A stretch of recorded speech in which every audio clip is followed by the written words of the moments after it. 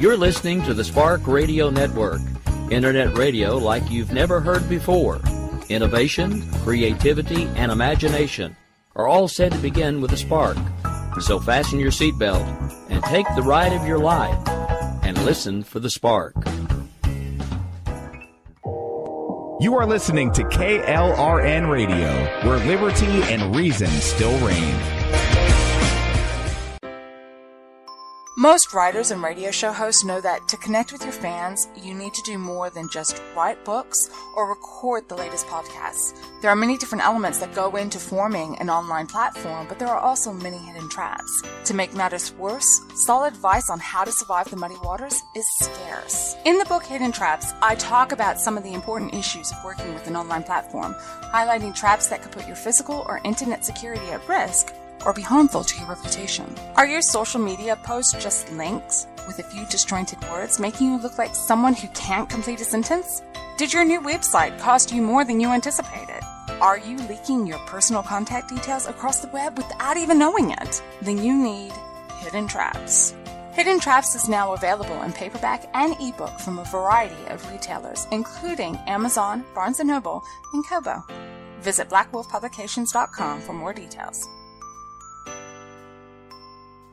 If you're 85 or younger, would you like peace of mind and comfort for your family? We're Final Expense Direct with an urgent message for you. The average funeral today costs over $8,000, but the most you'll get from government benefits is $255. How will your family pay the difference? We can help. Our senior plans start as low as just $1 a day and pay up to $30,000 for a funeral and other final expenses. Peace of mind is easy. There's no medical exam. You'll have lifetime coverage, and your plan can't be canceled as long as you pay your premiums. Call now for free information about our senior plans. Answer a few simple questions and receive approval right on the phone. Plus, call right now and we'll give you a discount prescription card for free. Call 800-553-8687. That's 800-553-8687. Again, 800-553-8687.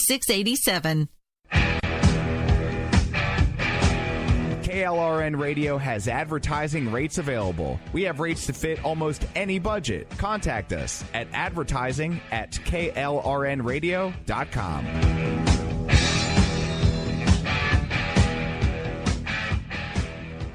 Attention business owners and independent contractors. This is a money-saving message from Tax Mediation Services. If your business owes $20,000 or more in taxes, we can help you today, right now. Listen, dealing with the IRS is no picnic. It's an intimidating and extremely stressful process, and you don't want to go it alone. Our attorneys know every law, every tax break, and every possible opportunity to help you resolve and reduce your tax debt. And if you owe more than $20,000, you may be at the top of their hit list. So don't take your tax debt lightly, because it will not go away on its own. The IRS can seize your bank accounts, your home, and even shut down your business. Call our tax experts today at 1-800-783-0810 and let us deal with the IRS while you focus on your business. That's 1-800-783-0810. Again, that's 800-783-0810. My son was in the Army back during Desert Storm, but even then he wanted an MBA. He looked at a dozen schools, but only one offered the online education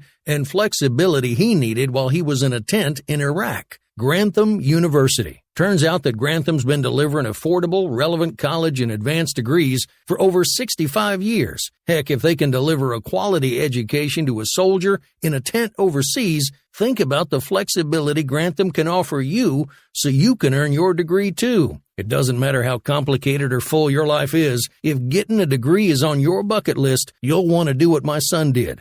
You'll want to call Grantham. Find out how easy it is to get started on your education so you can check that college degree off your bucket list. Call Grantham right now, 800-910-1370. That's 800-910-1370.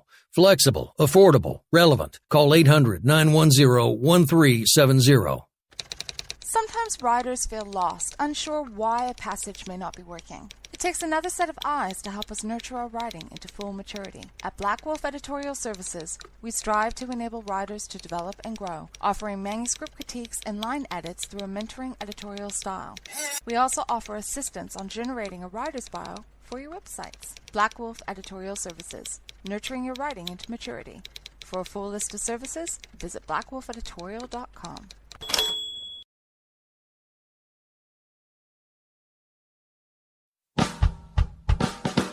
You're listening to the Spark Radio Network, Internet radio like you've never heard before.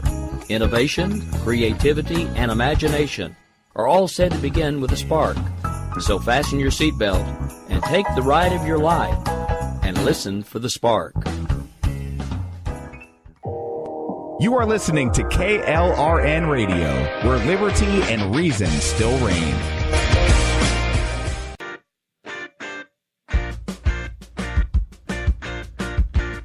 My name is Jessie, and I'm proud of the life I have, surrounded by military and aware just how big the world really is. I have a unique perspective on life and the world around us. If you're willing to listen, I'll tell you how I see it, and I won't pull any punches. This is my POV, which stands for Point of View.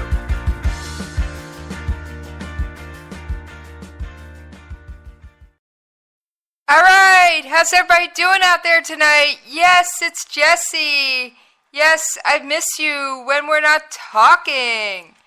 Now, there's always quite a number of things going on in the world. I'm trying to bring a little more focus tonight to Syria. And warning in advance for all of you who are sensitive to such topics, tonight's show will end on taps. Yes, tonight's show will end on taps. Because while many families were happily celebrating Easter, unfortunately, the knock was taking place.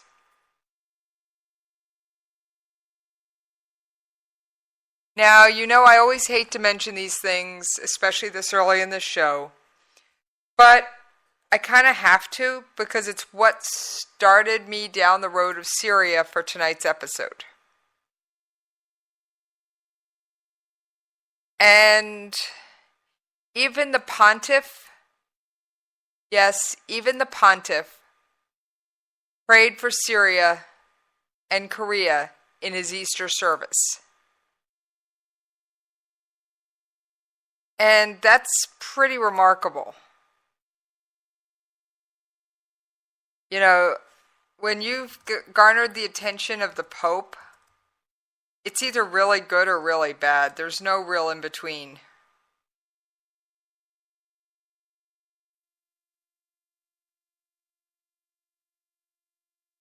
So,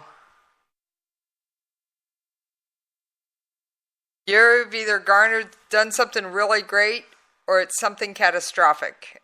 And in this case, I'm going to say it's catastrophic on both counts. Especially, I think for Korea, he was praying for unity. I don't have the text of his prayer in front of me. In Syria, I'm sure he was praying for the end of the bloodshed. Now, there's a lot going on with Syria. So, let's start with the basics to make sure everybody knows what's going on.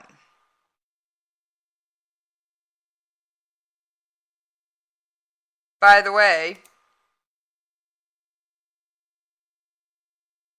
Saudis don't want us to leave Syria. And they do it loudly and publicly.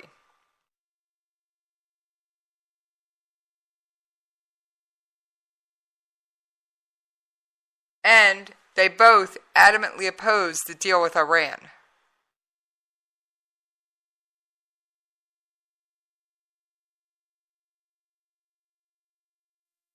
Now, following President Trump's declaration on Thursday that Washington plans to withdraw its troops from Syria, Saudi Arabia is squealing in public, and Israel's cursing behind closed doors. They kind of flip-flopped. On the Iran nuclear deal, Israel was the one screaming in public, and Saudi Arabia was squawking behind the closed doors. And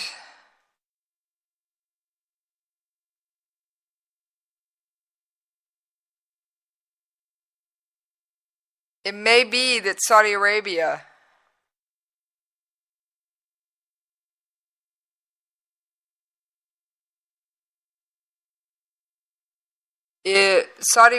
is facing threats from Yemen. Now, what does Yemen have to do with Syria?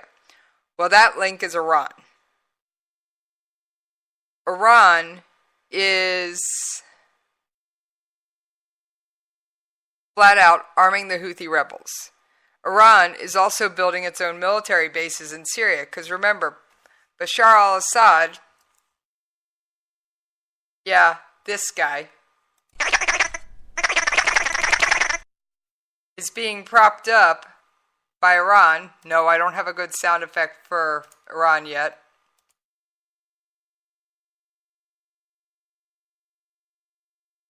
And the Russian bear. Yeah, I've got a bear sound effect. I'm looking for it. Sorry. A little bit disorganized, but it wouldn't be me without it.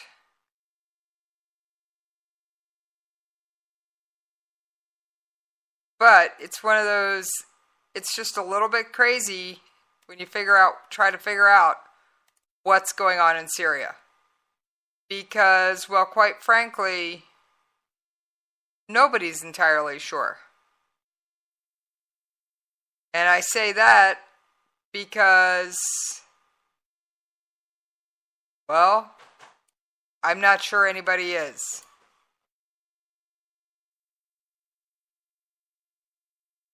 And I say that because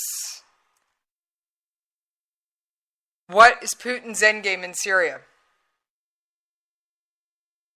Does he want a puppet state?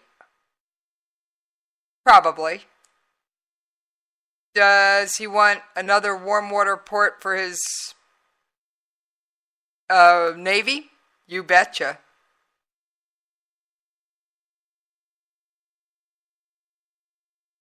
And I will play this audio clip of Theresa May when she spoke in front of the House of Commons just after the Skripal incident, that succinctly sums up all of Russia's recent actions.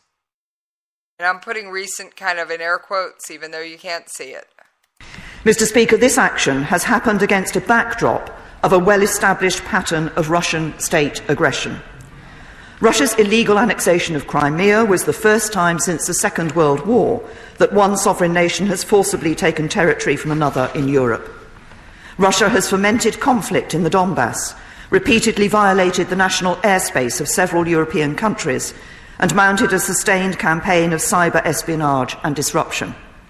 This has included meddling in elections and hacking the Danish Ministry of Defence and the Bundestag, among many others. During his recent State of the Union address, President Putin showed video graphics of missile launches, flight trajectories and explosions, including the modelling of attacks on the United States, with a series of warheads impacting in Florida. Now, if that isn't an aggressive action, I don't know what is. How often have we seen very similar actions from none other than North Korea? Yes, another country that is supported by none other than Russia. Now, this time, and yes, there's the show prep, this time it wasn't just an American soldier that was killed. And they were killed on a secret mission to kill or capture a member of Daesh or ISIS. Take your pick.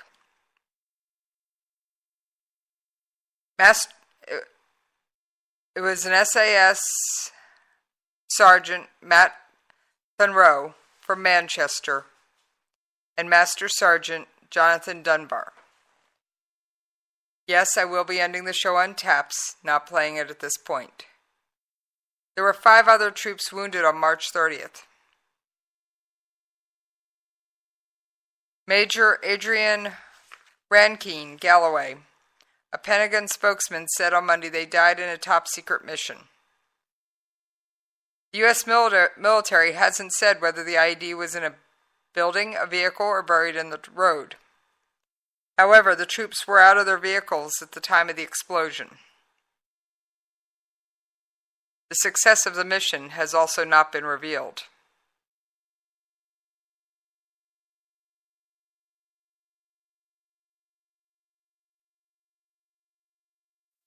And, well, the specific language that they used when identifying Dunbar's unit, headquarters, U.S. Army Special Operations Command, Fort Bragg, North Carolina, has been used in the past when troops killed in action have actually been part of the Army's elite Delta Force. That is the counterterrorism unit that is not publicly identified.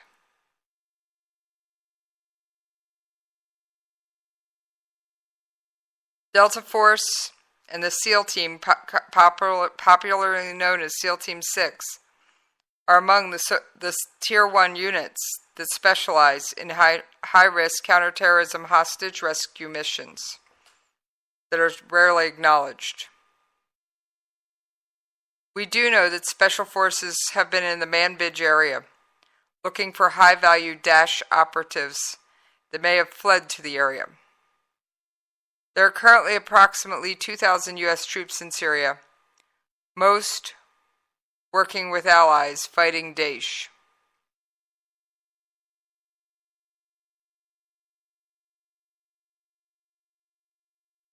Now, we've also heard he suspended the funds for the stabilization project in the country. And this caught not only military leaders, but congressmen and senators off guard. I apologize, folks. Mr. Frog has been wreaking havoc today as well.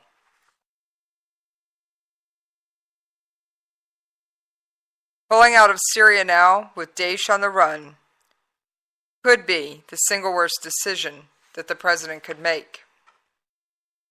And this is backed up by some of our allies. Now, this doesn't mean I'm trying to look at this through only U.S. glasses. Remember, it's not just our troops that have been suffering. But the American military complex, as it is, has been raging for a number of years. You can trace it all the way back to the Barbary Wars. Yes, the Barbary Wars. From the halls of Montezuma to the shores of Tripoli in the Marine hymn refers to the Barbary Wars. And they were started because Thomas Jefferson refused to pay off a bunch of Barbary pirates. I don't know what current administrations would do in this case, but Jefferson saw the bribery system imposed a heavy financial drain on the brand new United States economy, and he rejected the tribute demand in what can only be characterized as a declaration of war.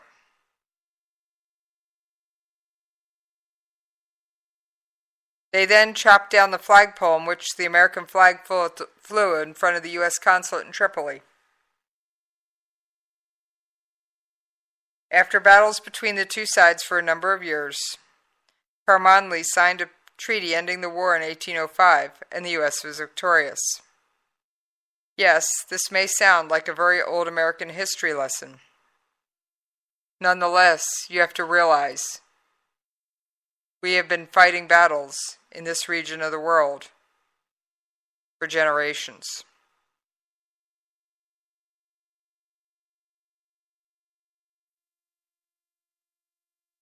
We have fought many battles for many reasons. Some would tell you that the battles were over oil. Some would say they were over nothing more than national pride. But why would a country decide to give up national pride and sovereignty for peace and security? If you give up freedom for peace and security, you will gain neither, and eventually you will lose both. How many times have we heard the saying, you give up your freedom for peace and security, you'll never see the freedom again. And the freedom for U.S. ships to navigate the world is not one to be taken lightly. So I believe that Jefferson did the right thing when he stood up against the Barbary pirates. Just as I believe that us going into Kuwait to protect them from Iraq was the right thing. Going into Iraq, I'm not sure. I don't have the intelligence, and history is still indecisive. There are those that say it was nothing more than a fight for oil. However, it is quite serious that when we pulled out, the locals were saying, you may have the watches, but we have the time. This is a common Afghan saying, but I'm borrowing it in this case. Because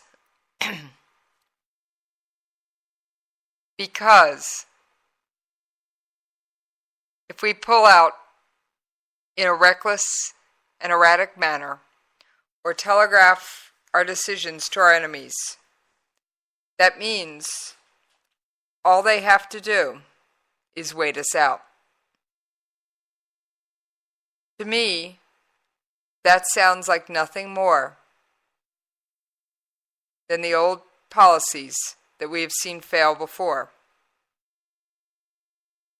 I don't like our military to see the caskets of our men and women in uniform coming home flag draped at Dover. No one does. Especially not the families of those who are there to greet them. What I can tell you is that the men and women of the United States Armed Forces like to fight to win. They don't want to fight for any other reason. And they will follow orders. Bar none. They are oath, duty, and honor bound to do so. Sometimes individual soldiers, sailors, Marines, and airmen have had issues with those orders. But in the end, they take a deep breath and follow them, because they may not see the bigger picture.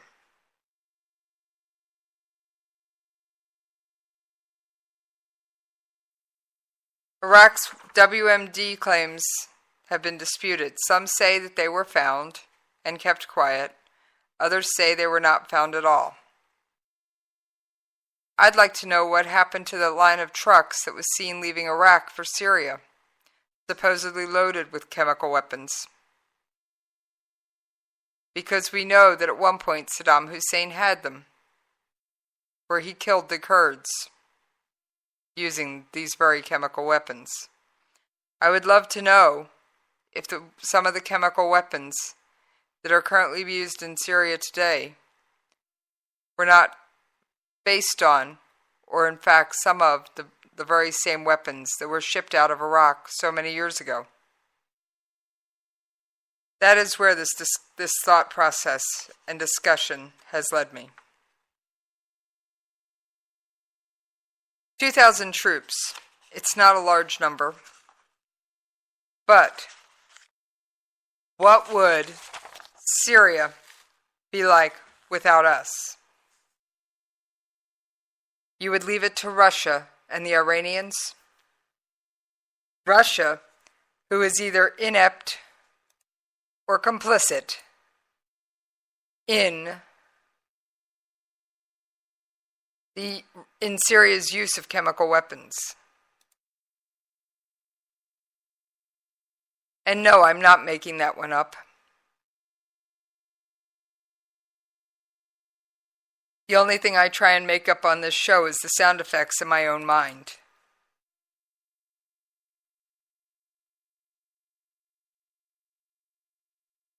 The UN Security Council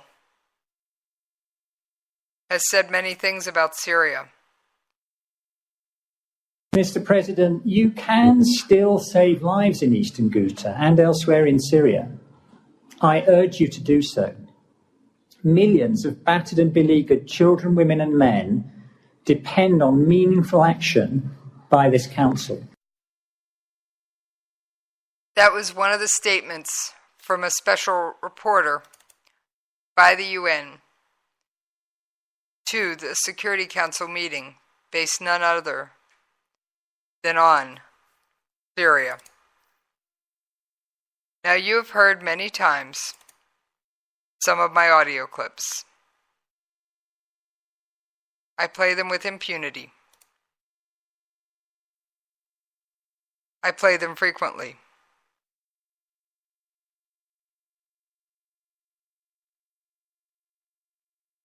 I know a lot of you want to know what is going to happen today.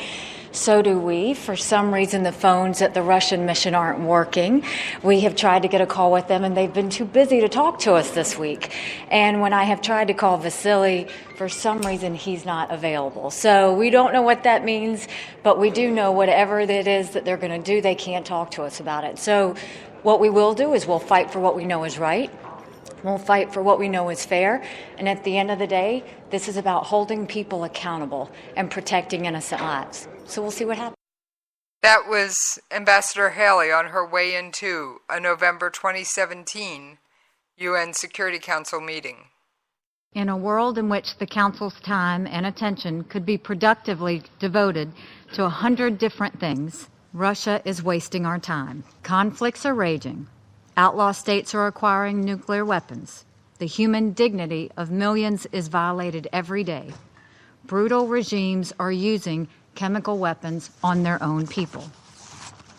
All the members of this council and their staff have worked for months on preserving and strengthening the joint investigative mechanism.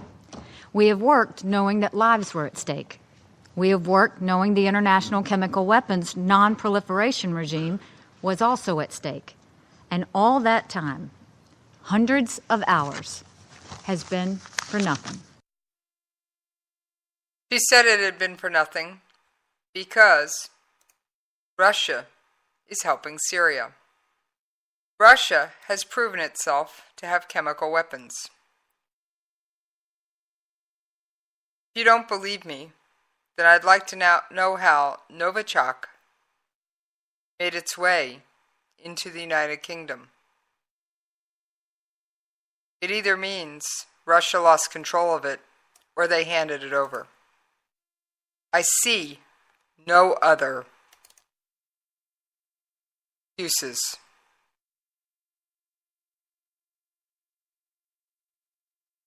Here's one more clip from Nikki Haley.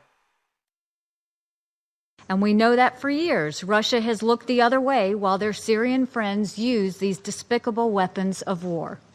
Russia is complicit in the Assad regime's atrocities.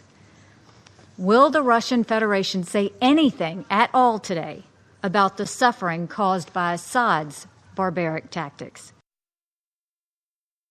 Russia claims they don't know anything about chemical weapons. I'm sorry, Wounded Bear. I don't believe you. I don't believe you know nothing about chemical weapons. I do believe you are looking the other way and possibly enabling them.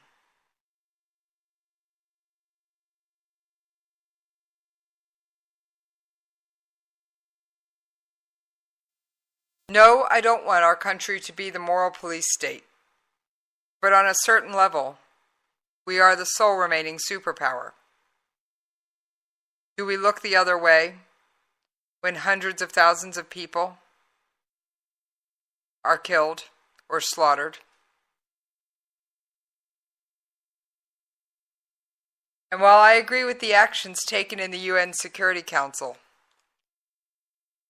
as long as certain countries have veto power, actions there often have little to no teeth, and many of them can be blocked.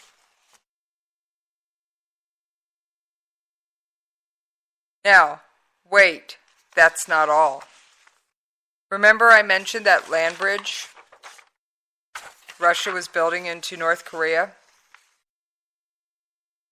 Oh, you missed that episode? Trust me, it's a good one. Russia is trying to build a nice big land bridge into North Korea. They say it's for trade once the sanctions on North Korea are lifted. Then why are they in a hurry to get it up before then? They say it's for peaceful trade. I look at that bridge through a tactician's eyes.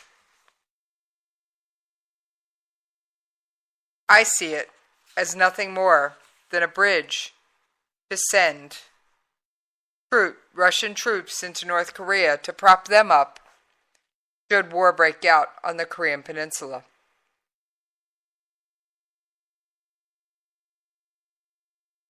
One can only hope that if war does break out north of the 38th parallel, which no, I'm not calling for war. I never will. That bridge and the matching railway line are among the first casualties. To minimize the backup Russia can provide to its little nephew, North Korea. Yes, I know I said this episode's about Syria. Well, Iran, Russia, and Turkey have teamed up to hold power in Syria. Turkey is what I like to refer to as a frenemy. Yes, we have a U.S. military base there. Yes, it's a permanent one. However, that hasn't stopped Turkey from threatening some of our very partners in the fight against Daesh, namely the Kurds. They view all Kurds as terrorists. They have no problem executing and slaughtering these people. Yes, there is a case to be made that not all of the Kurds are honest actors.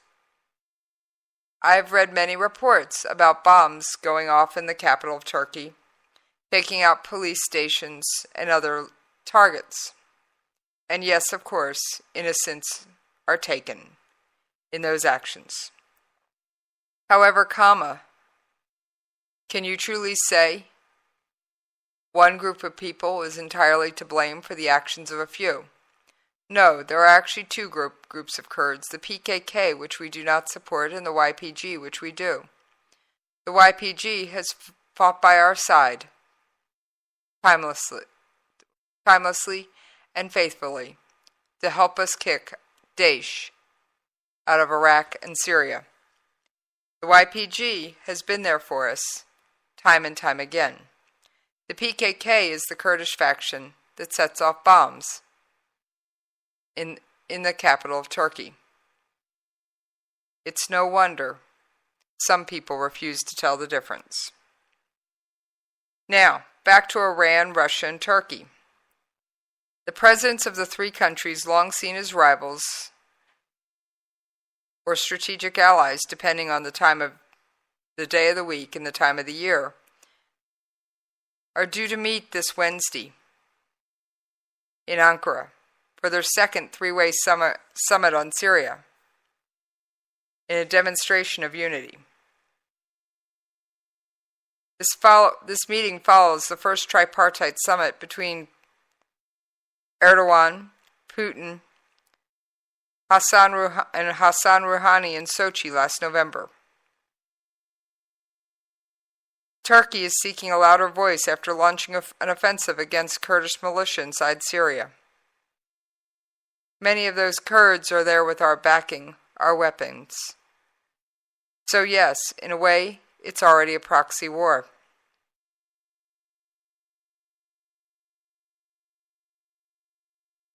I believe that these three countries are going to carve up Turkey, much as you would carve up that turkey at Thanksgiving. I believe Iran's going to take a section, Turkey's going to take a section, and Russia's going to take a section, leaving Bashar al-Assad as a puppet master whose strings are being pulled by all three.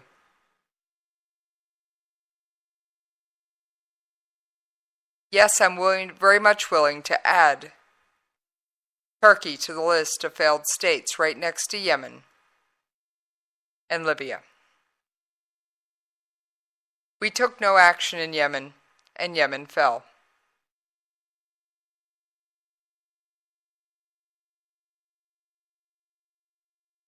Turkey, Russia, and Iran are all looking to manage the war and secure their various interests. Russia has the air power. Iran has a strong presence on the ground, partially through militia and foreign militia groups, which do include foreign fighters. Erdogan has increased Turkey's influence by launching the offensive to capture territory from the Kurds, the YPG, the ones we're friends with. The offensive has already succeeded in capturing Afrin, and Erdogan has repeatedly threatened to advance further to the east. Erdogan is a weaker partner in terms of ground forces and control over airspace, but he has built up leverage, proven he can create facts on the ground. Analysts remain skeptical about the long-term viability of an alliance between three powers who spend so much of their imperial history at war vying for influence in the Black Sea region. What else is along the Black Sea? Crimea, the section of the Ukraine Russia annexed illegally.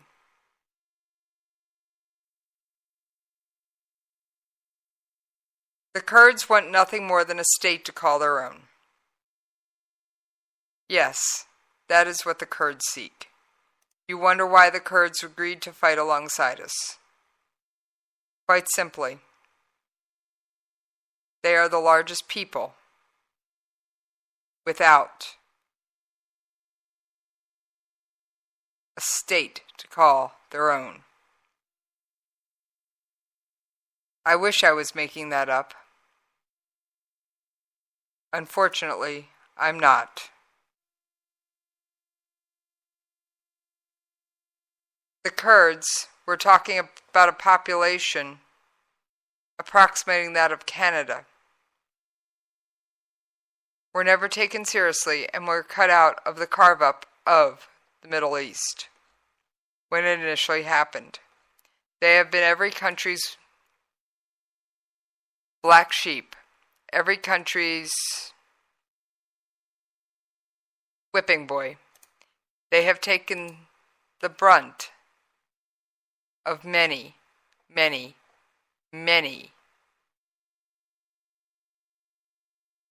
a dictator in that region.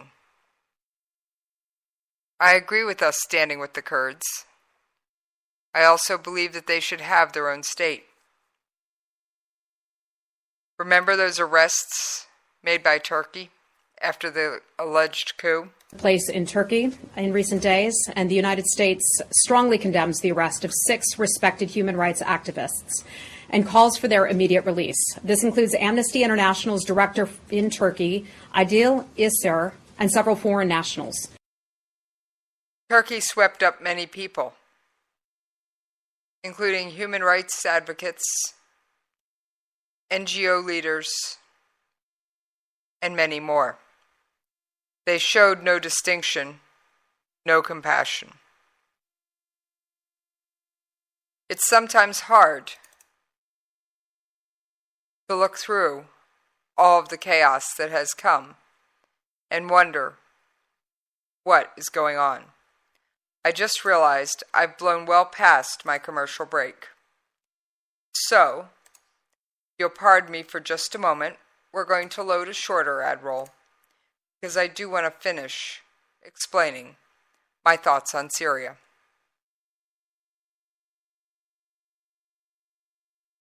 Now, that being said, it is time to take a commercial break. And yes, you can always follow me on Twitter at Radio Host Jesse. And don't forget, I'm here Monday through Thursday, 9 o'clock Eastern. They fight and die for our freedom. No one had to ask them to go without a moment's hesitation. For the red, white, and blue.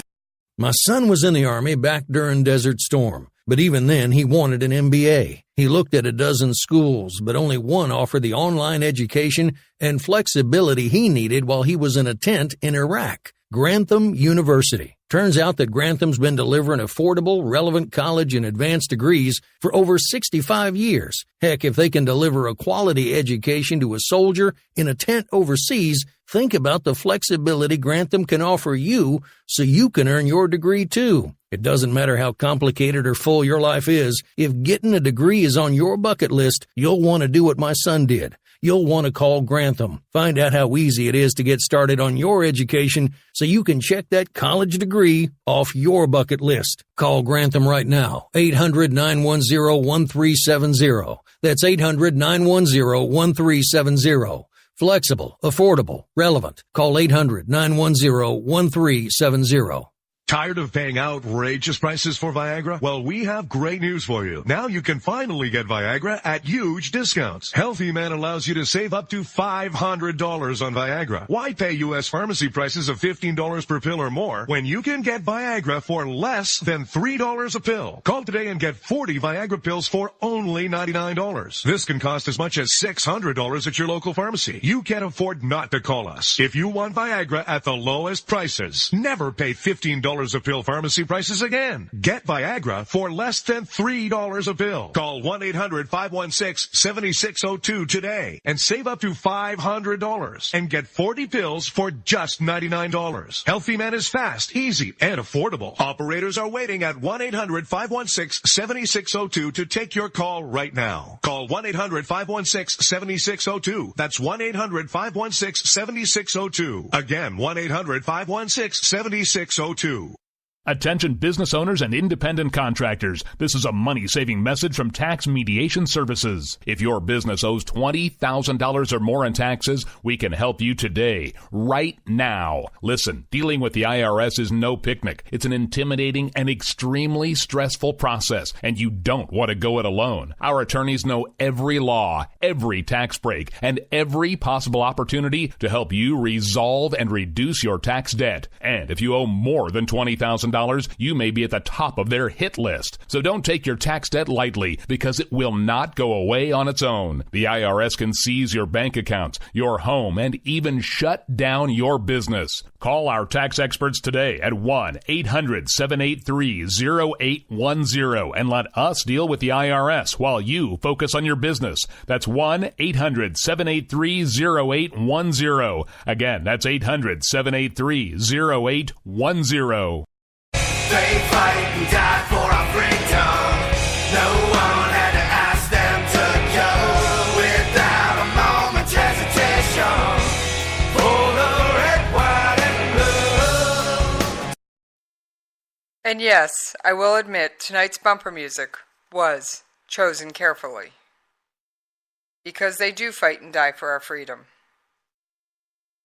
In the post 9/11, it's been easier for the United States to send special forces to win the fight on the battlefield, but harder to cement peace and stability afterwards.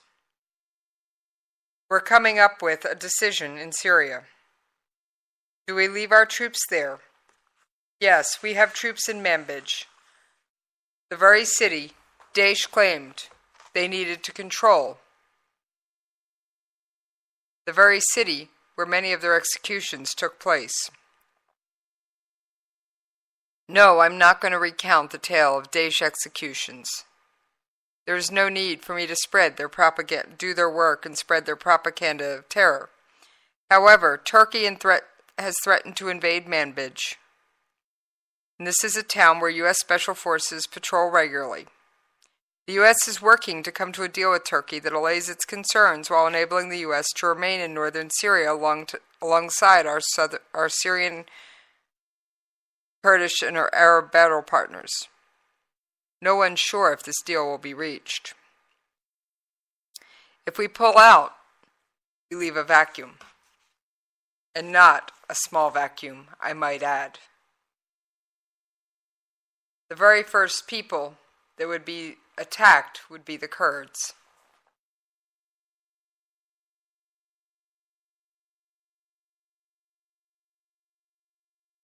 Turkey is scheduled to host the meeting on April 4th.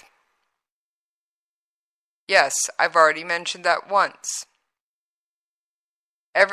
Both Turkey, Russia, and Iran all have their reasons. They consider part of the Syrian Democratic Forces to be terrorists. And Turkey has attacked them in Afrin.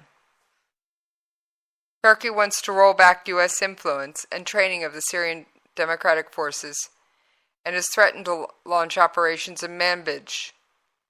And yes, there are U.S. forces there.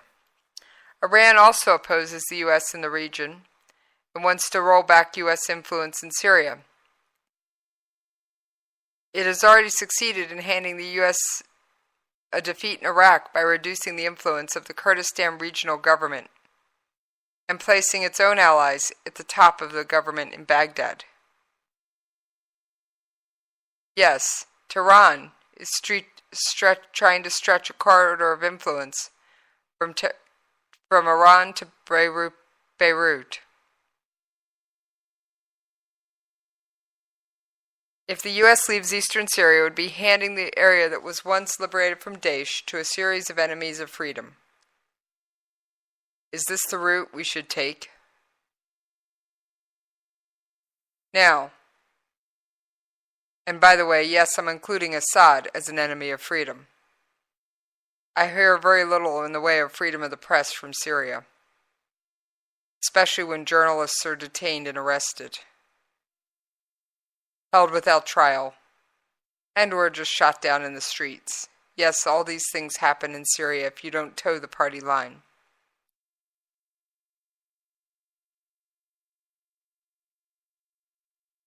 A U.S. withdrawal would also be a victory for Assad. Remember those poor people in Ghouta? And before that? Yes, Ghouta is yet the latest city to fall in the Syrians starve them out campaign. Yes, it is a war of attrition.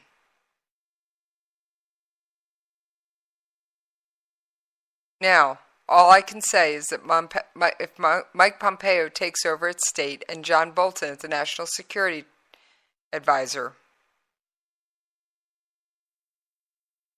maybe they can convince Trump not to make a major policy change. I am the last person that wants to see flag-draped caskets, for I know that I could always be expecting one. Trust me, war is the last thing a soldier ever wants. And what about our Saudi Arabian allies? They have, quote-unquote, modernized, at least to a point. Women are now at least permitted to drive in Syria, go to the movies, and attend sporting events. I believe it's in segregated women's-only sections. But any reform is better than none.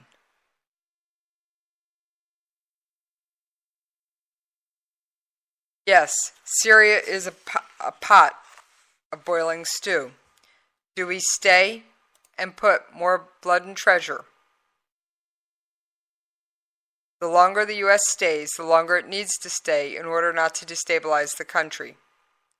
That's the situation we also find ourselves in Afghanistan. But if we leave now, bloodshed, chaos, terror, and harm to U.S. interests appear all but certain. I've also heard the saying, if it's a choice between good and bad, someone else will make it. The only choices that reach the Oval Office are between bad and worse. None of them are fun. Now, I did find a lighter, regional-specific, somewhat humorous story to end today, because I don't know about you. Between taps, knowing that taps is coming at the end of the show, and talk about Syria, I needed a break. A couple of Marines need help locating a hand. No, they both have all their own hands. It's Saddam Hussein's hand, or the hand that came off the statue of Saddam Hussein. Corporal Mercer and Sergeant Ruiz were with the 3rd Amphibious Assault Battalion, or 3rd Tracks as they're known. It's the unit that helped Iraqi citizens tear down the infamous statue of Saddam Hussein in Baghdad's Firdos Square on April 9, 2003. Later, they scanned the perimeter, and Ruiz and Mercer found two other gunnery sergeants got out on foot. That's when they happened across the fallen symbol of the overthrown leader. They realized, even at their young ages, in the middle of a war zone, that this was a piece of history.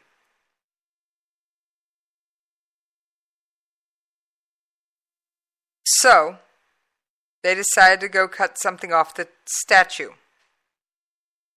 They were afraid because Marines were guarding the area, but you could still hear gunshots in the distance and echoing around the city, and there's always fear of mortars or snipers.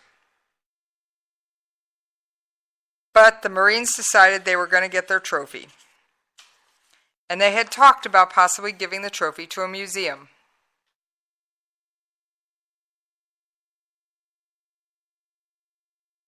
So they tried to hacksaw off the hand of the statue, and that failed. They were 23, as they call it, mischievous high schoolers with responsibilities. They finally, between a hacksaw and a tank bar, which is a heavy-duty pry bar, liberated the hand from the statue. It was about 100 pounds of hollowed-out bronze. They carried it out and put it on the vehicle. Well, inside the fingers, they wrote property of Kelly Mercer and Joel Ruiz. There was obviously a certain amount of secrecy that came with carrying around the 100-pound amputated hand of Saddam Hussein. We showed it to a few people once we got to Kuwait, but we didn't show it off in Iraq. So they packed it into some equipment in hopes of retrieving it on the other end.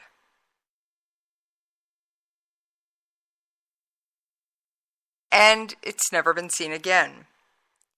They don't know whether the hand ended up in a box of surplus equipment or in a general's house. Mercer was told it was shipped back to be displayed at Camp Pendleton. It was signed over to a transport officer who was supposed to have it embarked, who was supposed to have it sent with the amphibious assault vehicles. It never arrived. So, yes, many years later, they want to get their hand back. Whoever has that trophy, that war trophy, almost 15 years have passed. They need to consider giving it back, or at least loaning it out to a museum where people can see it. And if they've taken credit for liberating the hand, they're lying. They're taking credit for something they didn't do. The names of the men inside the hand are the ones who liberated it. Just as a reminder, you can always follow me on Twitter at Radio Host Jesse, and I will be here tomorrow night. And yes, I'm looking for the press release. Yes, the most dreaded section of my show has arrived. I love doing it. I will always do it, despite it not being easy.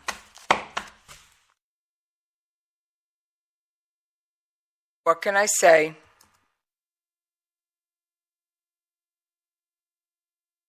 Things that are that easy are always worth doing. The Department of Defense announced March 31st the death of a soldier who was supporting Operation Inherent Resolve. Master Sergeant Jonathan J. Dunbar, 36, of Austin, Texas, died March 30th in Manbij, Syria, as the result of injuries when an improvised explosive device detonated near his patrol. Dunbar was assigned to Headquarters, U.S. Army Special Operations Command, Fort Bragg, North Carolina.